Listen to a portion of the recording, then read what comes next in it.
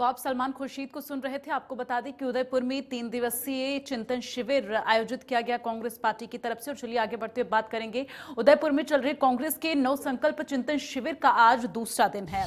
शिविर में दूसरे दिन भी पार्टी की रणनीति पर गहन मंथन जारी है। नव संकल्प चिंतन शिविर का दूसरा दिन कितना अहम है और कांग्रेस में किन किन मुद्दों पर मंथन किया जाएगा, इसको लेकर हमारे संवाददाता दिनेश डांगी ने प्रदेश कांग्रेस के अध्यक्ष गोविंद सिंह डोटासरा से खास बातचीत की है। इंडिया न्यूज से एक्सक्लूसिव इंटरव्यू में गोविंद डोटासरा ने क्या कुछ कहा है, सुनाते हैं आपको।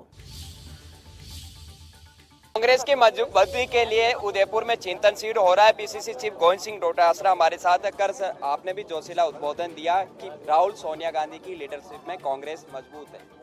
बिल्कुल, देखिए निश्चित रूप से अब जो 10 साल यूपीए सरकार के समय हमारी फ्लैगशिप योजनाएं थी, चाहे आरटी की बात कर लीजिए, चाहे फूड सिक्योरिटी की बात कर लीजिए, चाहे मनरेगा की बात कर लीजिए, अब 8 साल मोदी सरकार को हो गए। तो एक तरीके से कंपैरिजन करने का समय अब आ गया है। अब आप एक उदाहरण देख लीजिए कि 14 अप्रैल को मोदी जी कहते हैं कि पूरे देश को गेहूं निर्यात करेगा भारत, और 13 अप्रैल को मई को वो कहते हैं कि एक डेलीगेशन भेजते हैं कि 9 देशों को भारत गेहूं निर्यात करेगा, और एक दिन बाद में 14 को कहते हैं कि निर्यात पे रोक लगाई जाती है। तो ये फैसले किसके लिए कर रहा है और कौन कर रहा है? किसान के लिए तो ये फैसले नहीं हो रहे, किसान की बहबूदी के लिए तो फैसले नहीं हो रहे। कुछ जो उद्योगपति चंद धन्ना सेठ हैं, जिनसे ये चंदा लेकर के एनडीए सरकार चुनाव लड़ती है और आगे चुनाव आने वाले हैं, उनके कहने से ये फैसले हो रहे हैं। इसलिए इन सब चीजों के बारे में चर्चा करेंगे।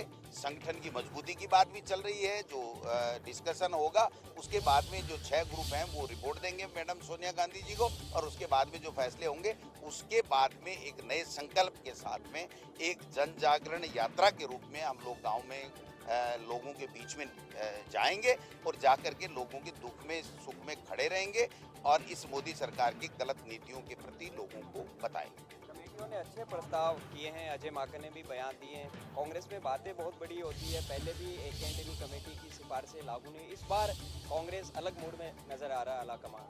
निश्चित रूप से देखिए, नव संकल्प शिविर इसका नाम इसलिए गया है कि नए संकल्प के साथ, क्योंकि कल मैडम ने कहा कि इस तरह के लोगों से मुकाबला है जो किसी भी हद तक अपने वोट के लिए जा सकते हैं। तो ऐसे असाधारण जो एक तरीके से सत्ता का दुरुपयोग कर रहे हैं, उनके खिलाफ जो लड़ाई लड़नी है वो बड़ी ताकत के साथ में उसी तरीके से लड़नी पड़ेगी। इसलिए नए लोगों को, युवाओं को जोड़ के, महिलाओं को भी पूरे को सबको साथ लेकर के, 36 कौमों को साथ लेकर के हम जो संविधान बाबा साहब ने दिया था उसके मुताबिक हम लोगों को काम करें। बिल्कुल, देखिए ये देश की आज़ादी हमें खैरात में नहीं मिली। ये देश की आज़ादी हमारे यहाँ के वीर सपूतों ने, महापुरुषों ने, महान नेताओं ने, नेशनल कांग्रेस पार्टी ने, इन सब ने मिलकर के लड़ाई लड़ी और देश आज़ाद हुआ। तो निश्चित रूप से आज़ादी से लेके अब तक जो स्वर्णिम भारत हम देख रहे हैं, जो विश्व में बहुत अहमियत है हमारे हिंदुस्तान की, तो ये इन लोगों का बहुत बड़ा योगदान रहा है इस देश के निर्माण में और यहाँ तक लाने में देश को। तो इनको, इनके कांग्रेस के प्रति क्या विचार थे, उसको सबको हमने यहाँ पर डिस्प्ले किया। बिल्कुल, गोविंद सिंह डोटासरा का कहना है कि चिंतन शिविर से पार्टी को काफ़ी फायदा मिलेगा। जो संकल्प यहाँ से पार्टी के लीडर्स और वर्कर लेकर जाएंगे, उसे यकीनन कांग्रेस में नई ऊर्जा का संचार होगा। कैमरा पर्सन गिरीश के साथ दिनेश डांगी, इंडिया न्यूज, उदयपुर।